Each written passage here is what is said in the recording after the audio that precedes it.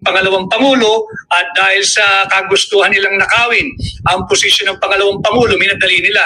Lagay po natin na tigli 5 minuto kada magbabasa at pipirma. Kung 5 minuto kada kongresista, sa loob ng 1 oras, 12 kongresista lang ang maaaring makapirma. Kasi nga ho, 5 minuto eh. And times 12, di 60 minutes po yun, 1 hour. 7 oras po silang nagpulong, closed door, lagay mo na, walang lunch break, wala lahat. Walang toilet break, walang water break, walang break lahat. 7 hours. Lagay po ninyo yung 6 times, yung 12 times 7. Kada oras may 12 pipirma.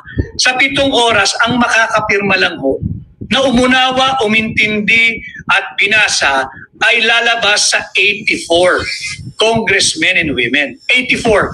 Sa buong araw na yon na sila'y nagpulong ng 7 oras. 84. Saan galing? Yung 215 signatures. Ibig sabihin, merong hindi nagbasa, meron na lamang pumirma. Eh ano naman ho ngayon kung tanong ninyo kung di niya binasa, gusto niyang pirmahan. Bawal po kasi yun. Yun po yung mahigpit na seguridad na binibigay ng ating saligang batas. Pagdating doon sa 1/3 na pipirmahan at i-endorso ng mga mambabatas, kinakailangan po verified impeachment complaint. Ano po uli ang ibig sabihin ng verified? Ito po'y dapat binasa, naintindihan, naunawaan, at ito'y base sa kanilang personal knowledge or authentic document. Ngayon, kung sila po'y magpapalusot na naman at bubuduli na naman tayo, sabihin nila na 2 araw nilang ginagawa itong makabudol na impeachment complaint, multiply nyo lang po yung aking halimbawa. Kung 10 minutes each, sa 6 hours, per hour, 6 lang ho makakapirma. Sa 7 oras, 42. Kung 2 araw nilang ginawa iyan, ganun din 84 lang ang makakapirmang umunawa doon sa kanilang verified impeachment complaint sa loob ng 2 araw. Hindi pa rin po mapapaliwanag bakit 215. Ngayon, kung sabihin po natin na speed read nga po sila, magagaling sila, matatalino at henyo sapagkat sila lang ang nakakasagot ng 3 plus blank is equal to 6.325 trillion. Pagbigyan na rin po natin sila rito. Kung 12 kongresista po ang pipirma kada oras, sa 7 oras ay may 84. Kung 2 araw nilang trinabaho yan, 168 congressmen lamang po ang makakapirma. Sa 2 araw na yan, 168. Saan galing? Yung 215 congressmen. Paano nakapirma? Yung 215 congressmen doon sa impeachment complaint.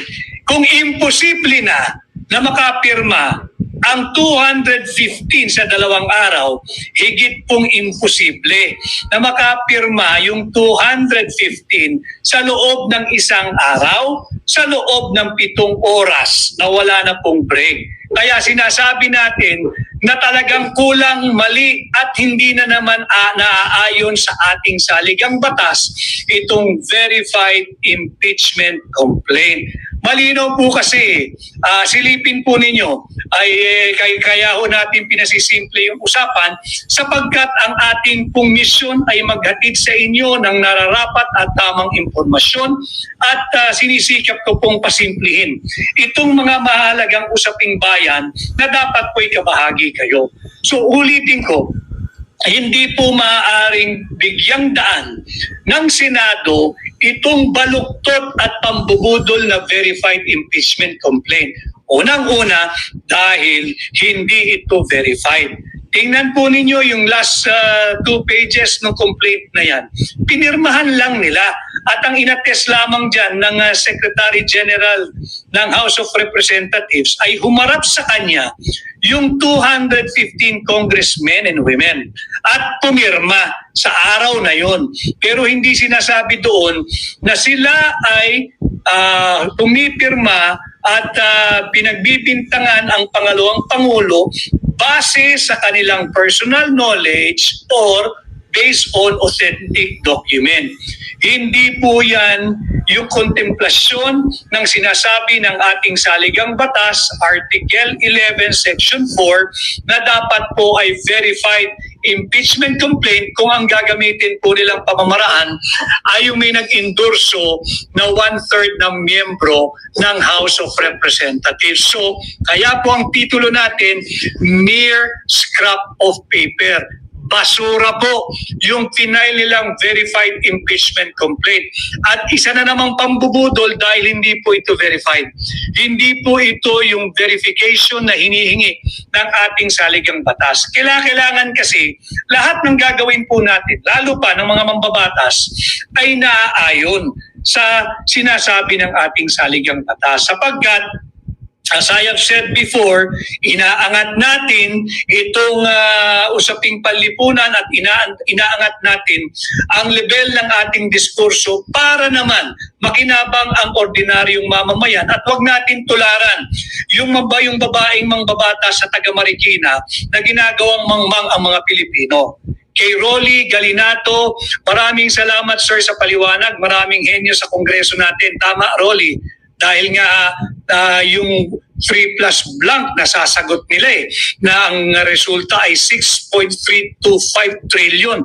Yan ay sa kabila ng 28 blanco sa final ratified, approved and filed by Bicameral Conference Committee report. Si Linsky, perma para sa pera. Tama rin po yan.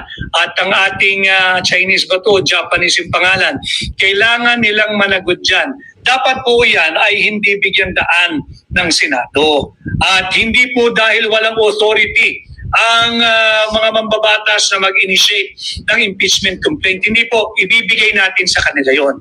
Malinaw sa saligang batas, exclusive po ang impeachment complaint na manggagaling sa mababang kapulungan. Kanila po yan.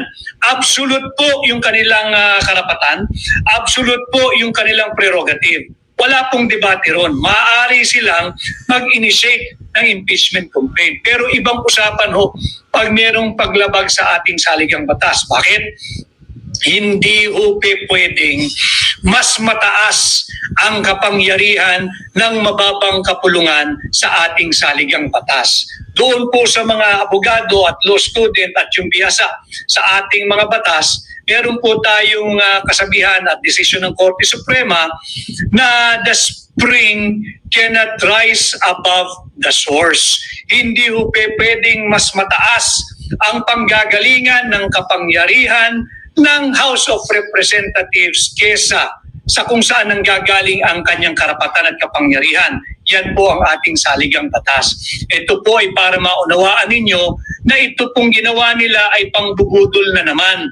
It's a distraction para malihis po yung usapan dito sa 2025 anomalous, illegal, immoral, unconstitutional, and criminal 2025 national budget. Nahuli po sila dyan, nasukol po sila dyan, pilit silang kumakawala kaya kung ano-ano na ang ginagawa nilang pagpapalusot at distraction at saka diversion. Kaya sila ngayon ay nag-file at nagsampa nitong impeachment kay Vice President Inday Sara Duterte.